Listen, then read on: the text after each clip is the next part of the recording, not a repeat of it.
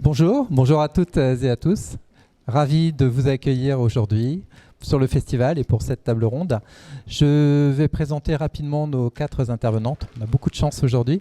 Merci beaucoup d'être si nombreux dans la salle, c'est super. Pour le matin et jour de marché, on a beaucoup de chance. On va essayer d'avoir des échanges qui soient à la fois pédagogiques et accessibles à tous, et puis aussi un petit peu plus approfondis si certains d'entre vous sont spécialistes ou experts. On gardera aussi du temps de questions pour les uns et les autres à la fin. On garde des 10 minutes, un quart d'heure.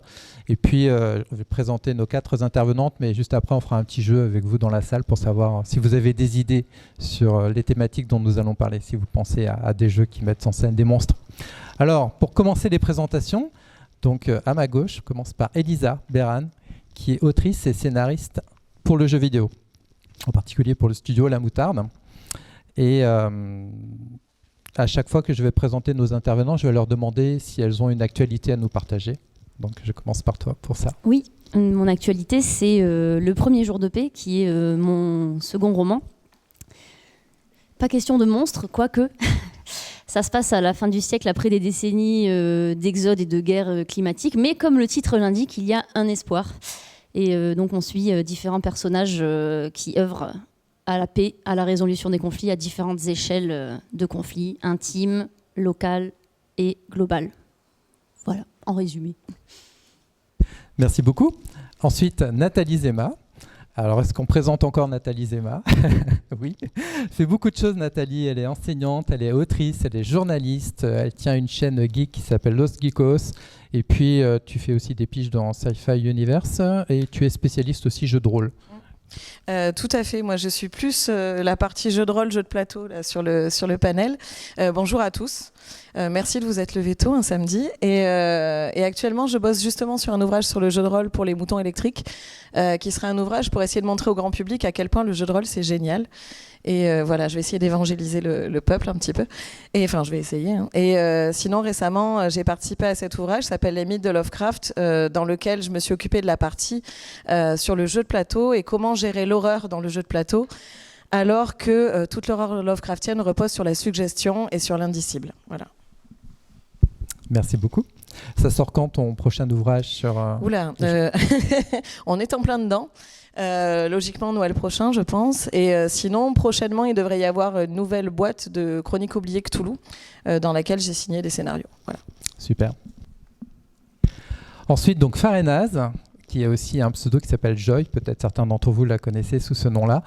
Toi aussi tu as plusieurs casquettes, donc tu es à la fois illustratrice, animatrice. Et tu as monté avec 2 autres collègues un studio dont tu vas nous parler un petit peu, qui sera aussi présent pour ceux qui ont vu la salle jeux vidéo en bas au rez-de-chaussée. On pourrait venir voir les démos des différents jeux et des studios locaux qui sont venus. Et puis tu as aussi un pied dans une maison d'édition aussi. Tu peux nous en parler un petit peu en même temps que ton actualité sur ton jeu? Oui. Alors du coup, effectivement, donc on est en bas, donc n'hésitez pas à passer. On a une petite démo. On est en train de développer un jeu narratif qui s'appelle Bluebird Song. Sinon, moi avant, j'ai cofondé une maison d'édition qui s'appelle Papitou.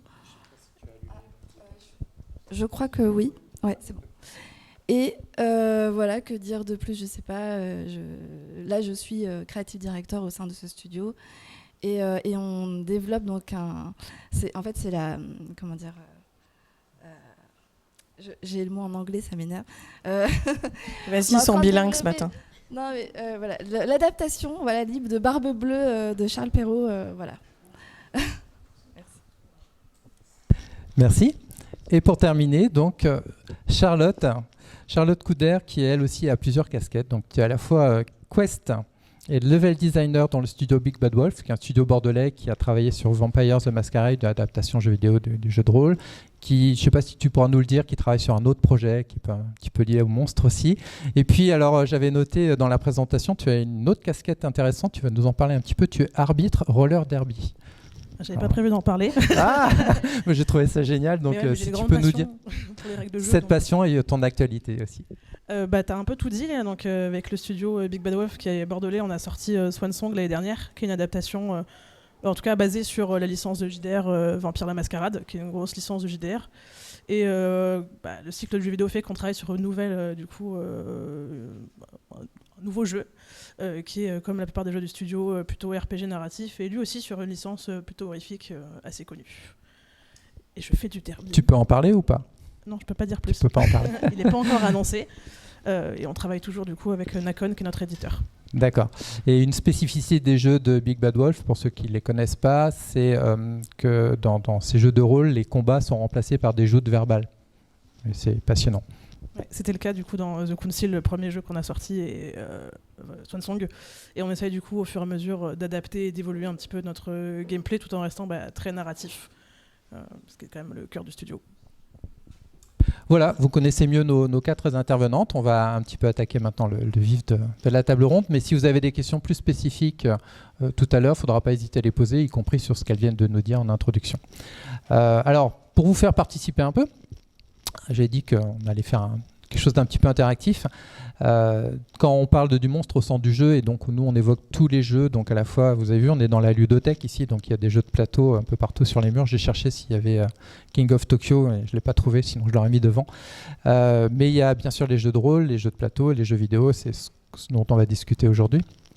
Qu'est-ce que ça change de donner le pouvoir aux joueurs, de donner les clés de l'interactivité, à la fois pour incarner un monstre ou se battre contre un monstre? On va parler de tout ça.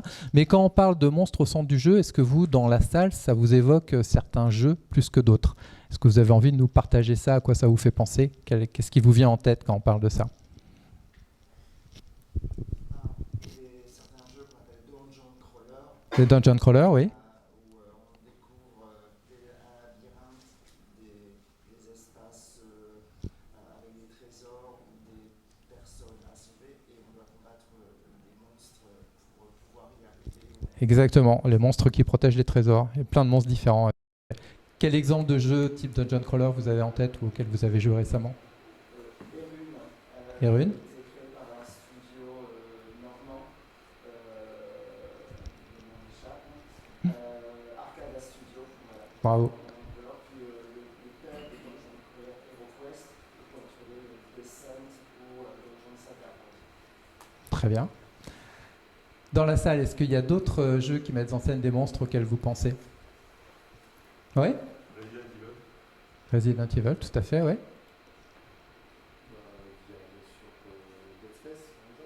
Ouais. Donc beaucoup de jeux vidéo. Est-ce que vous avez des jeux de rôle ou des jeux de plateau en tête? Tu connais pas un jeu de rôle, toi? Oui.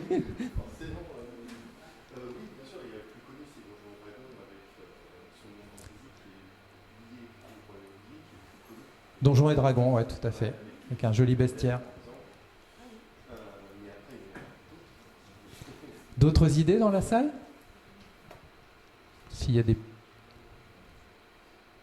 Ok, alors j'ai mis quelques images, juste histoire de dire, pour ce petit jeu-là, à quoi nous on pouvait penser. Alors on aurait pu en mettre des tonnes, mais voilà, c'est voir si ça faisait un petit peu écho à vos idées ou pas. Bon, je l'ai évoqué tout à l'heure, peut-être certains d'entre vous le connaissent, ou y avez joué. Avec des enfants, ça marche très très bien, on se fout des méga baffes, c'est des tas de monstres qui veulent envahir Tokyo. Ils sont tous plus monstrueux les uns que les autres, et c'est assez drôle à jouer, et surtout il y a un joli bestiaire et des belles illustrations. Très efficace. Le créateur, c'est Richard Garfield, pour ceux qui connaissent, c'est celui qui a créé Magic, un jeu de cartes qui est un petit peu... Un petit jeu discret.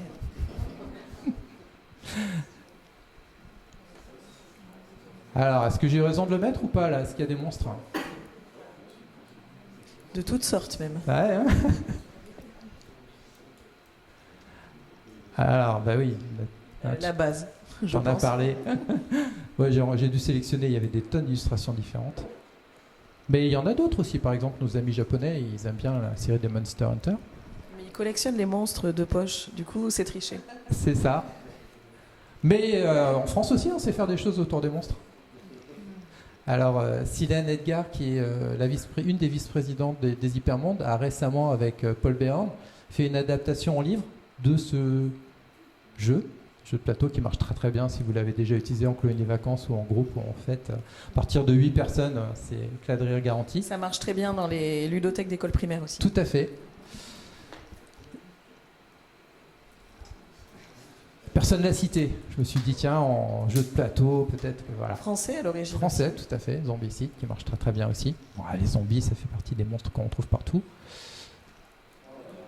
Ah bah oui, l'actualité un peu quand même aussi. Là aussi, il y a des monstres. Alors, il y a un peu trop de lumière, on voit pas trop le visuel, ça rend pas hommage, mais c'est pas grave. C'était juste pour balayer un petit peu ça. Le jeu est beaucoup plus sombre. Hein. C'est ça. Et voilà, c'était un petit panel rapidement pour lancer un petit peu cette discussion. Alors, je prends mes notes.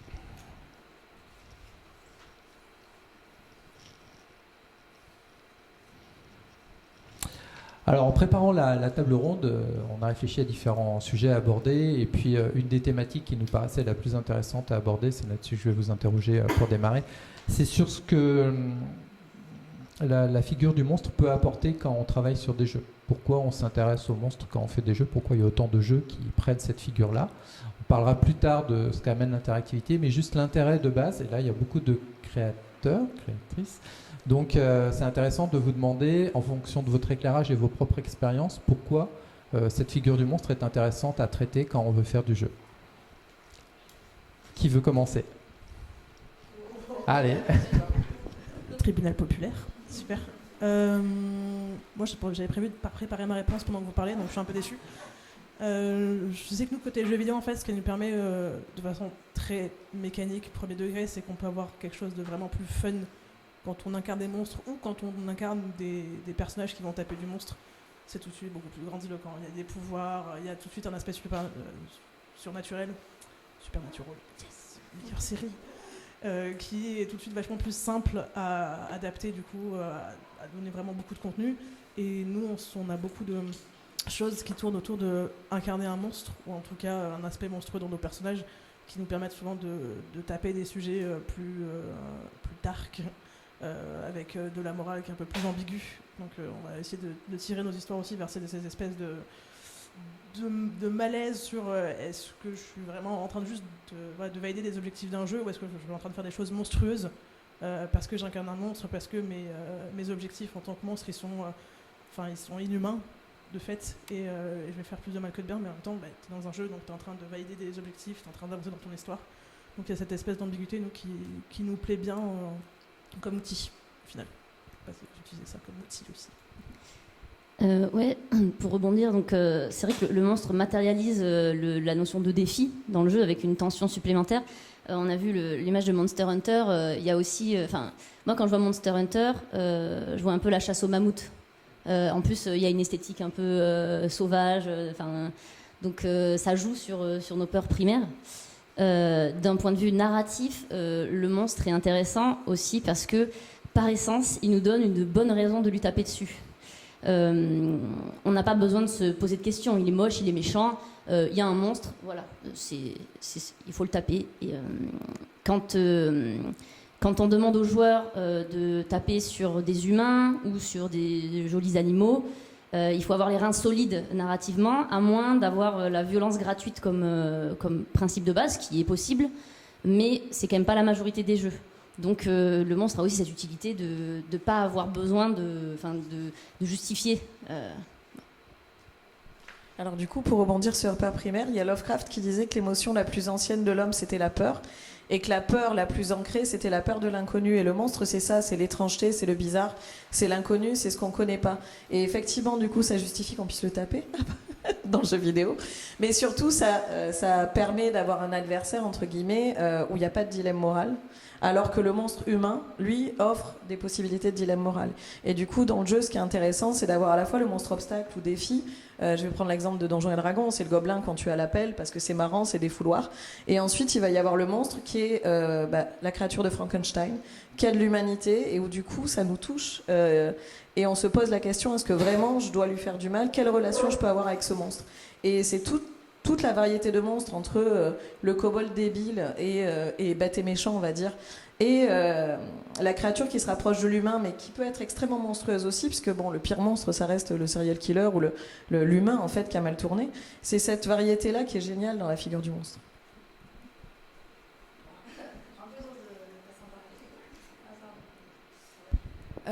Donc je disais, ouais, en fait, quand on crée des monstres, alors déjà c'est super facile de mettre des monstres dans un jeu parce que voilà, c'est quand même soit c'est un ennemi, on va dire, ou soit ça peut être un allié, ça peut être plein de choses en fait.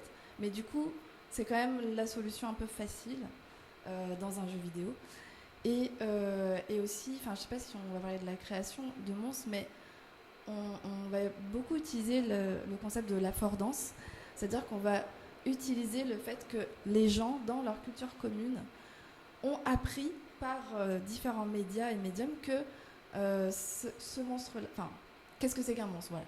Et du coup, quand on va venir créer des jeux avec des monstres, on va utiliser ces codes pour que les joueurs et joueuses sachent directement en fait ce qu'il faut faire. Voilà. Oui, c'est vrai que c'est pour ça que finalement il y a des figures qui reviennent souvent, les zombies, voilà. On sait qu'il faut taper la tête, ce genre de choses. Et Barbe Bleue, il faut taper où alors? La barbe. Attention. Pour raser la barbe. On en parlera. Est-ce que vous avez envie de réagir ou de poser une question sur cet intérêt des monstres dès qu'on veut faire du jeu? Oui, Frédéric?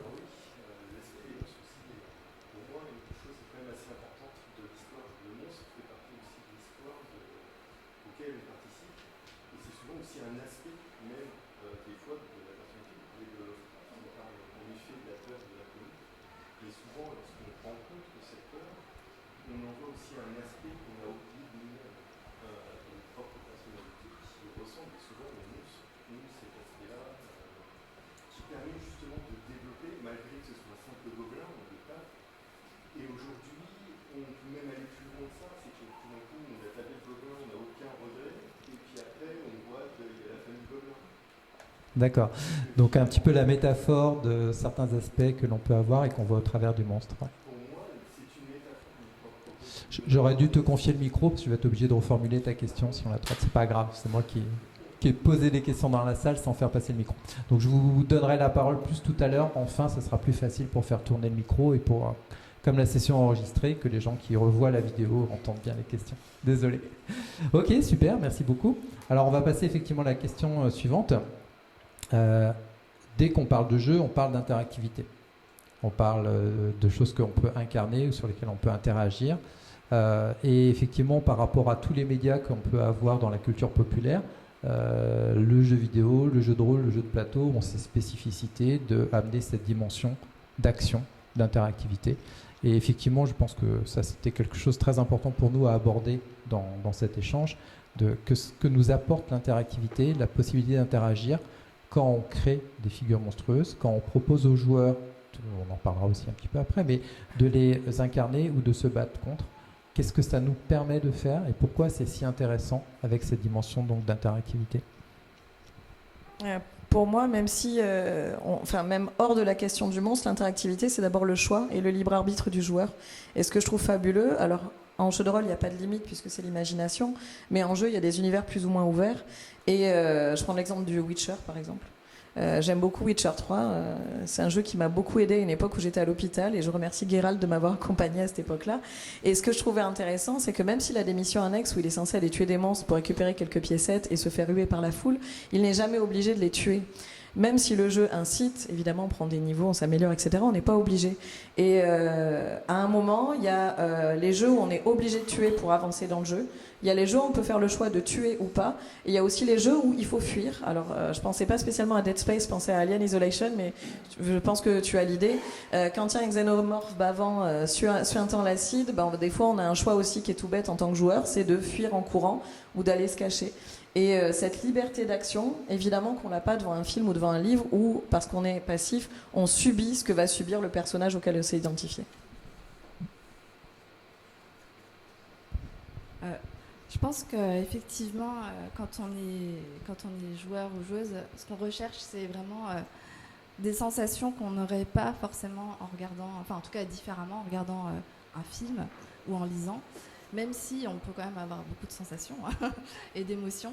Mais là, le fait de les vivre, alors, en tant que créateur, créatrice, on peut jouer justement sur les attentes du joueur et des joueuses et créer des événements qui vont peut-être perturber ou...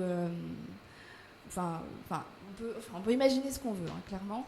Et on peut aussi subvertir les attentes du joueur en en lui faisant croire qu'il va se passer quelque chose et venir et le déstabiliser. Enfin, on peut vraiment imaginer tout type de scénario possible.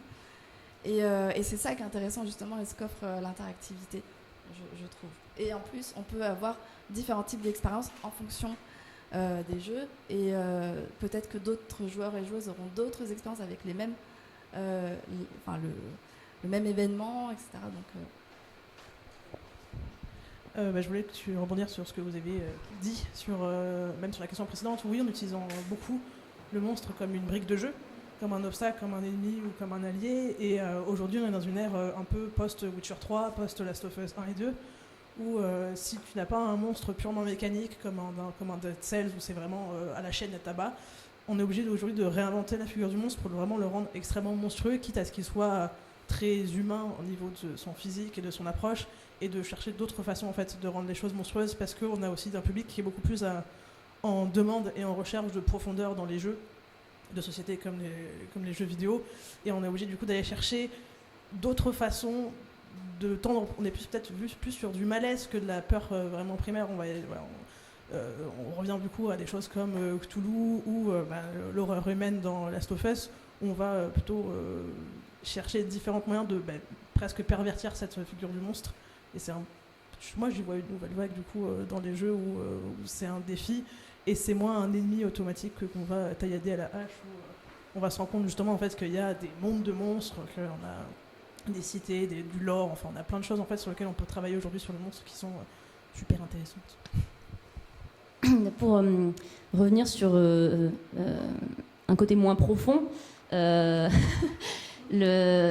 y a aussi en fait tout simplement la capacité à gagner des capacités qu'on n'aurait pas en tant qu'humain physiquement. Dans Mario Odyssey, quand on se transforme en T-Rex ou en blob qui étend ses bras. Je pense à un jeu comme Unravel où on joue des petites boules de ficelle et on doit étendre ses bras pour interagir avec l'environnement, pour progresser. Je pense même à Kirby, qui est c'est un monstre absolu. Derrière sa bonne bouille, en fait, il avale l'âme des gens quand même et il les remplace. Donc c'est quand même assez monstrueux. Et on peut expérimenter tout ça via le jeu, quoi, l'interactivité. En complément, je pense à une dimension intéressante aussi dans l'interactivité, c'est qu'on donne dans certains cas le choix au joueur de lui-même pouvoir petit à petit devenir un monstre. Je pense à Fable qui avait été un des premiers à proposer ça, donc des actions bonnes ou méchantes, on pouvait aider, faire des quêtes ou au contraire voler ou tuer, et donc on devenait bon ou méchant. Mais en fait, si on prenait les actions méchantes, quelque part, petit à petit, on se transforme en monstre, on devient un serial killer, par exemple. Dans Star Wars, les Star Wars aussi, les KOTOR. Alors, plus récemment, effectivement, plusieurs jeux ont repris cette idée-là, et je trouve ça hyper intéressant, effectivement, de donner aux joueurs, par ces actions, le choix d'évoluer différemment, et petit à petit, pourquoi pas, de devenir un monstre, alors que c'était pas du tout forcément prévu au début, ni obligé. Donc tout à l'heure, on parlera de qu'est-ce que ça change de créer effectivement des monstres contre lesquels on va s'opposer, on va avoir des affrontements, ou au contraire de créer des figures monstrueuses qu'on va incarner. Mais j'avais pas réfléchi à cette possibilité d'avoir l'un ou l'autre en fait en fonction du choix des actions du joueur. Et c'est aussi une des dimensions que propose l'interactivité. Dans King of Tokyo qu'on montrait tout à l'heure, pas de débat, tout le monde est monstrueux, on se fout des méga baffes tous sur la tête. Et c'est beaucoup plus simple et beaucoup moins profond comme tu le disais. Et là c'est le côté défouloir qui est mis en avant bien sûr. Alors la question d'après, c'est là on va faire appel aussi à vos compétences professionnelles. Donc c'est l'occasion de cet échange de parler un petit peu de l'envers du décor. Quand on est créateur de jeux, de niveaux, d'univers, de personnages, qu'est-ce qu'on doit prendre en compte quand on crée des personnages de type monstre ? Quelles sont les choses particulières qu'il faut avoir en tête ? Moi, ça va être très différent des trois autres, du coup, je vais commencer. Pas de problème. Pour le scénario de jeu de rôle, déjà, la plupart du temps, quand on me demande un scénario, l'univers existe déjà. Donc, si je crée de nouvelles créatures, ce qui est souvent le cas, je suis obligée de m'intégrer à un univers existant. Donc, par exemple, quand je vais créer une nouvelle créature Lovecraftienne, il faut que je regarde le lore qui existe déjà, la mythologie, la cosmogonie. Et même si on me laisse une certaine liberté, il faut qu'il y ait une cohérence avec ce qui existe déjà.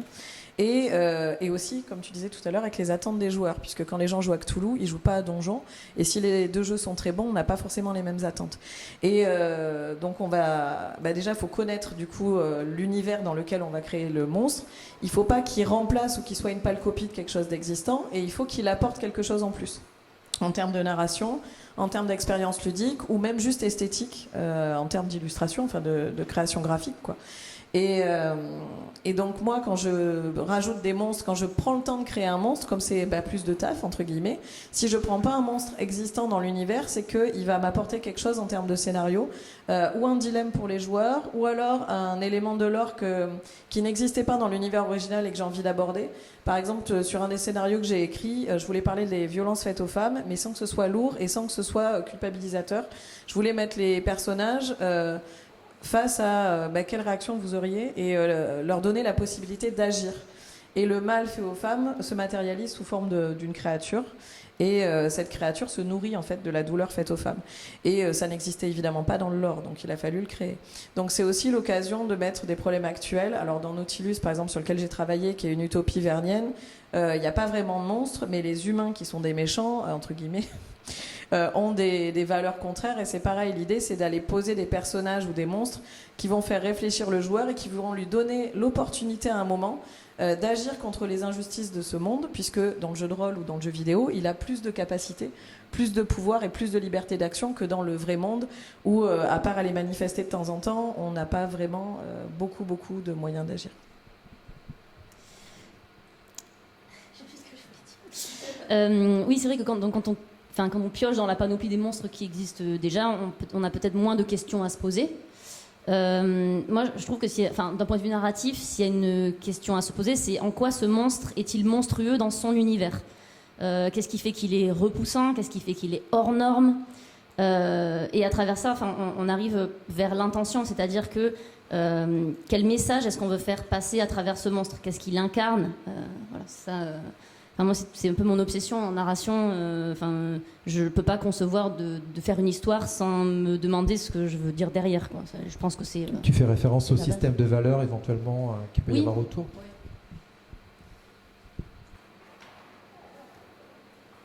Moi, je vais reprendre peut-être d'un point de vue plus design. Et nous, quand on crée du coup un monstre ou en tout cas un élément de jeu, en fait, on va surtout s'interroger sur sa fonction.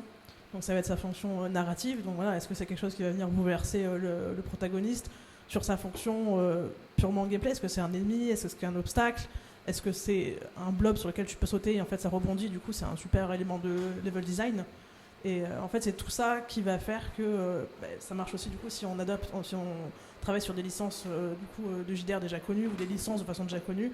En plus de ce lore existant, on va aussi piocher du coup dans notre pitch de jeu, notre game concept, en disant ok, à quoi ça va servir de créer un jeu, de créer un monstre pour le coup, et comment on va construire ça, comment on va construire des mécaniques qui sont propres à un monstre. Si c'est pour du level design fun, il va rebondir, te ralentir, te voler. Si c'est pour mettre un antagonisme, quelque chose qui va transformer les joueuses, c'est quelque chose qui va se révéler au fur et à mesure. On va travailler beaucoup plus la narration et peut-être l'aspect visuel et beaucoup moins les mécaniques purement de jeu. Donc c'est vraiment, on va penser à la fonction en premier. Et ensuite, du coup, on va pouvoir mettre beaucoup de ressources sur la narration, le gameplay. On va plus penser comme ça.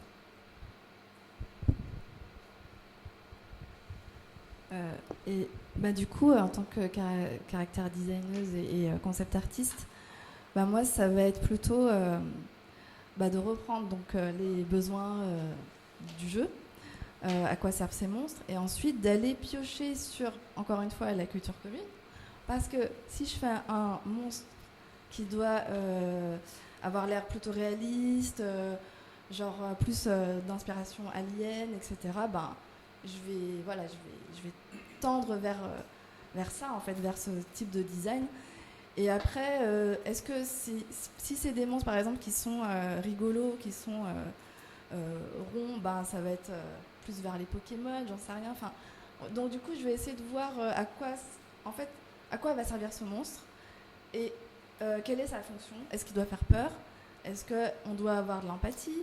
Est-ce qu'il doit être grand ? Il doit être petit ? Il doit être comment ? Est-ce que c'est pour les enfants ou en tout cas un public large et du coup on a envie de les adopter, on a envie de voilà. Et donc ça va être plutôt ça. Merci. Et une autre question, donc on peut approfondir, on l'a un petit peu abordé tout à l'heure, mais quelle différence y a-t-il entre proposer aux joueurs de se battre contre des monstres qu'on a créés pour lui avec des caractéristiques particulières, un système de valeurs, un univers, peut-être que le même monstre n'est pas si monstrueux à tel endroit ou à tel autre endroit, ce qu'on a un petit peu évoqué, mais donc il y a une dimension d'opposition quand on crée un monstre, mais il peut y avoir aussi une dimension d'incarnation. C'est-à-dire, je propose aux joueurs d'incarner le monstre. Est-ce que ça change quelque chose quand on réfléchit au personnage monstrueux qu'on veut créer? Alors, dans le jeu de rôle, il y a des exemples où on peut, suivant quel côté on est, dans Dungeon Keeper aussi, exemple pour les plus vieux, où on joue un petit peu le méchant et on entraîne ces monstres pour tuer les gentils aventuriers qui viennent voler nos trésors. Ce genre de choses. Donc, est-ce que cette dimension interactive dont on a un petit peu parlé tout à l'heure et cette incarnation possible du joueur comme étant lui-même un monstre, plutôt que se battre contre les monstres, est-ce que ça change quelque chose quand on crée des figures monstrueuses pour du jeu? Moi, ce que je trouve intéressant quand on veut faire incarner un monstre, encore une fois, du point de vue de l'intention, c'est qu'est-ce qu'on veut faire ressentir aux joueurs. Est-ce qu'on veut, qu'en jouant ce monstre, ils se sentent monstrueux? Et donc là, finalement, on va chercher à parler, t'en parlais un petit peu tout à l'heure, qu'est-ce qu'il peut y avoir de plus monstrueux dans la nature humaine? Parce que finalement, on est humain et c'est nous qui ressentons cette émotion et cet aspect monstrueux, donc c'est une émotion humaine.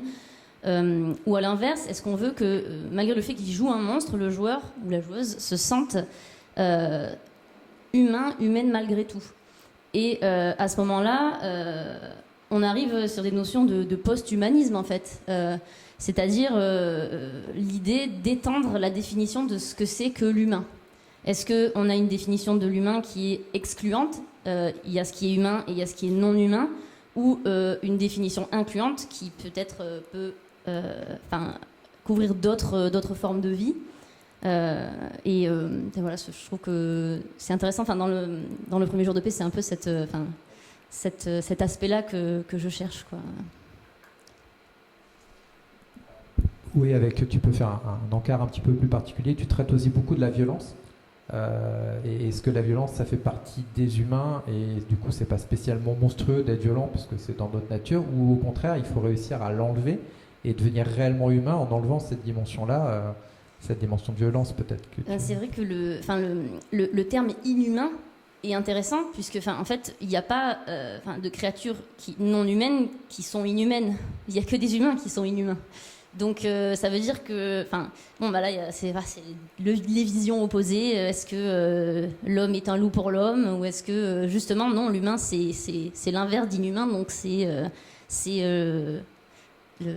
la paix.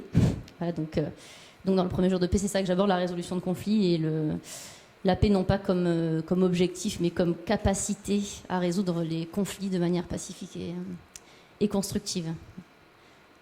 Et dépasser le monstre. Merci. Je disais en préparation qu'on aurait dû inviter Elisa l'an dernier pendant le thème Utopie. Il y a une très belle utopie dans son ouvrage, effectivement. Vous vouliez rebondir, Nathalie Faranaise moi je suis tout à fait d'accord. C'est ce que ressent le joueur qui est primordial. Et quand on lui fait incarner un monstre, l'idée c'est quand même de le faire réfléchir sur ce qu'il fait. Donc du coup, jusqu'où il est prêt à aller.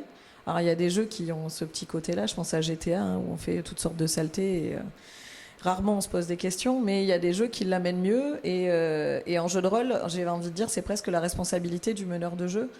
S'il fait jouer des personnages qui sont monstrueux, de faire évoluer, de faire en sorte que ça ne devienne pas justement juste un défouloir, ce serait dommage. Il y a d'autres choses plus intéressantes. Dans les jeux qui proposent ça de façon, on va dire, un peu mignonne, c'est Monster Hearts, qui est un jeu de rôle où on incarne des jeunes, des teenagers, mais qui sont des loups-garous, des vampires, etc. Et donc qui sont inhumains de par le fait que ce sont plus des humains, mais qui ont encore une part d'humanité, et tout l'intérêt est de maintenir cette part d'humanité et de pas devenir totalement le monstre, tout en ayant quand même des pulsions, des besoins, etc.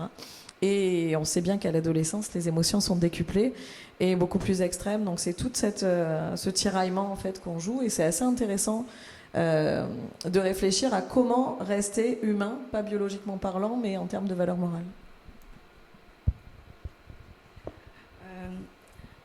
On parle beaucoup en fait des monstres qui sont très monstrueux, mais en fait il y a aussi les monstres mignons qu'on peut incarner. Je pensais à la Cassette Beast ou ce genre de jeu. Et du coup, je trouve ça intéressant aussi comme façon d'aborder la monstruosité, en fait. Et ce que vous disiez, qu'est-ce que ça veut dire, en fait? C'est quoi un monstre? Donc, ouais, il y a plein... C'est très vaste comme question, donc je sais pas. Moi, j'y pensais quand on parlait de jeu de rôle. En fait, dans un jeu de rôle, c'est hyper classique d'incarner pas un humain. Alors, moi, on vient de lancer une partie de Forbidden Land au travail. Moi, j'ai pris un gobelin parce que c'est hyper drôle. Et je vais pouvoir ricaner comme un poulet. Mais enfin voilà, c'est souvent en fait c'est une ouverture à des capacités, à quelque chose de peut-être un peu moins ennuyant aussi que faire un humain légionnaire qui a un terrible secret mais qui est le chevalier du soleil. Finalement en fait, oui voilà, mais qui ne donne pas son secret mais ses parents sont morts. Enfin finalement, d'un coup, on va piocher dans une autre culture, on va piocher dans peut-être d'autres façons d'incarner nos personnages. Donc pour le JDR, c'est très libre. Voilà, moi, je vais être insupportable, mais j'ai un collègue qui va faire un magicien. Enfin, ça va être des trucs très différents. Et en fait, parce qu'on va piocher quelque chose de très différent de l'humain, mais qu'on va l'incarner entre nous, petits bonhommes, autour d'une table de jeu, en fait, finalement, ça va être une interprétation très humaine de ces choses-là, tout en, comme on disait, permettant des écarts à la morale beaucoup plus facilement du fait de la culture, du fait entre guillemets de la nature non humaine qui sont super intéressantes et beaucoup plus communes, j'ai envie de dire, dans le JDR souvent que dans le jeu vidéo où on a plus tendance à donner les clés d'un personnage humain, quitte à, comme on disait, le faire devenir monstre. Dans Fable, manger du poulet globalement te rend des méchants, donc végétarien égale gentil. Mais des fois, voilà, mais moi ça m'a beaucoup choqué. Donner de l'argent à l'église te rend gentil aussi, ça je l'avais noté déjà enfant. Donc végétarien et croyant, c'est important. Ou en tout cas généreux. Généreux. Mécène. Voilà, mécène égale gentil aussi. Alors que c'est vrai que quand on donne directement la main à aux joueuses à un monstre déjà monstrueux, donc pas sur une transformation, en fait tout de suite on a accès à une panoplie de mécaniques de jeu, de questionnements qui sont décuplés. C'est hyper intéressant. Et il me semble que c'était le postulat de départ du dernier jeu d'Asobo, donc Plague 2, où on sait déjà en fait qu'on a un des personnages qui est monstrueux, parce qu'on a développé tout un premier jeu dessus. Et tout de suite, en fait, on n'a pas le même rapport à ces personnages, et c'est super intéressant en design. Moi, je voulais juste rebondir sur le fait que, en fait, on passe une sorte de contrat tacite. Quand on va démarrer un jeu, on sait à quoi s'attendre et on a envie de ça. Et ça, c'est intéressant, en fait, le fait de, comme tu disais, d'aller vers quelque chose qui est vraiment à l'encontre de ce qu'on ferait dans la vraie vie. Et Merci. On a dit qu'on garderait un petit peu de temps pour les questions, on va en avoir, mais il nous reste quelques minutes, Elisa, peut-être pour aborder une notion que tu avais suggérée en préparation. On faisait référence au jeu Last of Us et Last of Us 2. Ah, c'était toi, Charlotte. Ah, pardon, excuse-moi, j'ai confondu Elisa, Charlotte. Bah, du coup, on va en parler quelques minutes, parce que c'était une dimension intéressante. C'est toujours pareil, hein, le ping-pong entre ce qui est monstrueux, ce qui n'est pas monstrueux. Souvent, on dit que c'est les humains qui sont un peu plus monstrueux que les monstres. Les monstres, finalement, surtout quand on les a côtoyés longtemps, ils nous paraissent un peu plus humains. Et tu voulais peut-être développer un peu cette idée, cette thématique. Donc, on a un peu de temps pour en parler. Après, on passe aux questions. Super, j'ai le droit de parler Last of Us, c'est mon jeu préféré.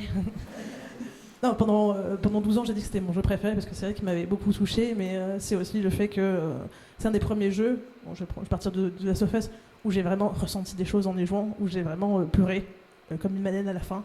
Et spoiler, j'ai tué tout le monde dans l'hôpital parce que c'était mon bébé, il fallait que je sauve Ellie. Et il y avait aussi ce côté en fait où quand Last of Us 2 est sorti et que sans spoiler rien, c'est les humains les plus méchants. J'y voyais une vraie fraction, un vrai courage du studio aussi de dire ok, le point principal c'est plus la pandémie, c'est bon, on est passé outre les zombies, on est 12 ans plus tard, et de dire ok, maintenant ce qui vous a gêné dans Last of Us 1, on va le rendre pire dans le 2 et on va vous montrer que c'est terrible et qu'il n'y a pas de méchants, parce qu'en fait la beauté du jeu souvent c'est d'offrir plusieurs points de vue, et à partir du moment où on fait incarner des gens qui se font agresser, qui perdent leurs proches et qui répliquent, et que d'un coup on vous shift et on vous met de l'autre côté, on vous dit mais tu viens de tuer leurs proches aussi, toi aussi t'es méchant.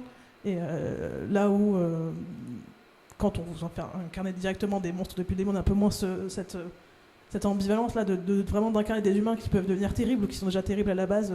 C'est quelque chose qui, je pense, a donné un gros souffle aux jeux vidéo, sans vouloir leur ajouter plus de fleurs qu'ils en ont déjà, qui a pas mal chamboulé et qui permet aujourd'hui justement de peut-être d'interpréter des choses plus subtiles, plus aisément pour des studios où la voie a déjà été pavée. En fait, on a dit mais regardez, Naughty Dog ils ont fait ça, c'est un super succès. En fait, on peut incarner des humains, on peut faire un jeu avec 5 personnes dans une pièce avec des terribles secrets. En fait, ça va quand même captiver les joueuses, et ça a donné une ouverture très spéciale, je pense, à cette génération de ces 10 dernières années, quoi. J'adore le C'était déjà, je pense, tu parles, bon, c'est des champignons, on va dire des zombies, quoi. Et c'était déjà le cas dans le comics Walking Dead, alors je dis pas la série, hein, mais dans le comics ou dans Crust, qui est pas une BD pour les enfants, où effectivement les monstres font les pires atrocités, mais vraiment les pires atrocités, particulièrement dans Crust, et pour autant, les simples humains réussissent à être pires à un point où on est devant on n'arrive même pas à croire que ce soit possible. Et c'est ça qui est assez fabuleux, c'est ensuite le renversement où on comprend d'un coup pourquoi ces humains ont fait ces choses horribles, et cette petite seconde où tu te poses la question de est-ce que moi aussi j'aurais été prêt à faire ça. Si on arrive à se faire poser cette question-là, je pense que c'est gagné, quoi. C'est un peu la joie de l'interactivité, enfin l'interaction, c'est qu'une fois que tu l'as fait, on a fait, mais c'était pas une cinématique, hein, c'est toi qui l'as fait. Et je sais qu'on se bagarre beaucoup avec un de mes anciens collègues sur justement, typiquement les fins de Last of Us, où il dit mais on aurait pu faire une cinématique, ça m'aurait autant touché. Je fais mais non, parce que tu l'aurais pas fait. Tu l'aurais regardé, tu l'aurais pas fait. Et en fait, c'est de faire les choses où des fois il y a ce petit ça me gêne. Et moi je sais que ça m'arrive encore aujourd'hui des fois de poser ma tête et de faire est-ce que je vais vraiment faire ça, parce que en fait, j'ai pas envie de le faire. J'ai pas envie de massacrer un personnage à coups de poing parce que ça me défoule, ça me gêne juste en fait. Mais c'est ça la difficulté, c'est qu'il faut bien le faire. Parce que il y a des situations comme ça dans les jeux où on se retrouve à devoir faire une action qu'on n'a pas du tout envie de faire, mais parce que c'est le gameplay qui le demande. J'avais un exemple, mais on doit libérer un mec d'une prison, alors qu'il a fait que de l'atrocité depuis le début, des atrocités, et puis maintenant il faut le libérer parce que le jeu t'a dit de le faire. Non, en fait. Et là, donc, quand ce genre de situation arrive, on brise un peu le pacte qu'on avait avec le joueur. Et donc, je pense que c'est pour ça que c'est hyper difficile de le faire bien, quoi. De mettre le joueur dans une situation où il va vraiment faire le choix de prendre une décision difficile. Mais c'est pas parce que le jeu l'a forcé, c'est peut-être parce qu'il l'aurait fait lui-même s'il avait été confronté à ce choix, quoi. Je pense que c'est pour ça aussi, je suis désolée du coup, on va faire des gens, que c'est compliqué aussi d'écrire des monstres humains avec lesquels les joueuses vont interagir, parce que déjà ça peut être très vite blessant si c'est mal fait. Si on parle de problématiques vraiment qui nous touchent comme le racisme, la misogynie, si on incarne ça en jeu, en fait on s'en prend déjà plein la gueule dans la vraie vie, donc on n'a pas envie de faire ça. Et si on le traite mal, c'est-à-dire si on ne laisse pas la possibilité aux joueuses de tourner autour de ça, de réparer les injustices, ou si c'est juste gratuit, en fait ça devient très compliqué en jeu vidéo de parler de ces problématiques-là, ou en tout cas de les incarner. Et c'est pour ça aussi que les personnages monstrueux, les personnages ambivalents, souvent on met beaucoup de ressources de façon très terre à terre aussi dans le développement, en disant ok, mais si on fait tel personnage là, il faut que derrière il y ait la narration qui suive, il faut qu'on ait du temps de jeu pour pouvoir résoudre la chose ou en parler, et pas que ça soit imposé aux joueuses par un objectif où si tu cherchais bien, en fait il y avait un deuxième objectif caché et tu pouvais ne pas t'allier à lui. Non, en fait c'est pas du jeu de faire ça, c'est briser la confiance des joueuses évidemment, et du coup ça demande aujourd'hui de se poser plus de questions et de passer plus de temps à dire ok, tu peux t'allier avec une enflure, ça va t'amener beaucoup de choses, mais t'es pas obligé. Ou en tout cas, tu peux découvrir que tu n'es pas obligé, ou si tu le fais, il va y avoir de la résolution derrière. Oui, parce que le danger auquel on peut se présenter quand on fait ça, finalement, c'est qu'après d'avoir un message ambigu et que la conclusion ce soit c'est super bien d'être un salopard. Et parfois finalement on en arrive à ce message-là et c'est pas forcément ce que les créateurs du jeu auront voulu. Et donc on se retrouve avec un jeu, merde, qu'est-ce qu'on a ? On a créé un monstre en fait quelque part sans le vouloir, quoi. Ouais. Non, en fait, mais complètement, vous avez tout à fait raison.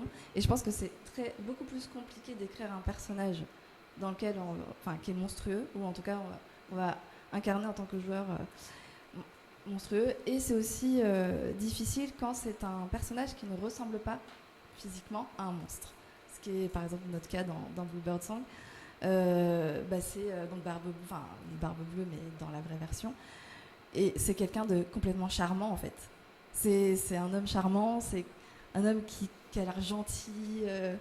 Donc en fait, du coup, c'est très très compliqué et on joue là-dessus sur comment ça se passe en fait. Qu'est-ce que c'est que le monstre ? Qu'est-ce que ça incarne ? Comment est-ce qu'on fait comprendre aux joueurs et joueuses que en fait non, il y a la monstruosité en lui en fait. Et puis Barbe Bleue, c'est vraiment le parfait exemple parce que c'est un homme blanc, riche et noble. Autant vous dire que dans la société actuelle, c'est plutôt le gentil de l'histoire. Donc effectivement, réussir à renverser les codes pour comprendre que non, c'est aussi le méchant dans ce cas-là, c'est pas facile. Bon, bah, c'est super, merci beaucoup. J'ai promis qu'on garderait un petit peu de temps pour vos questions dans la salle, donc c'est ce qu'on va faire maintenant. Mais avant ça, on va applaudir nos 4 participantes.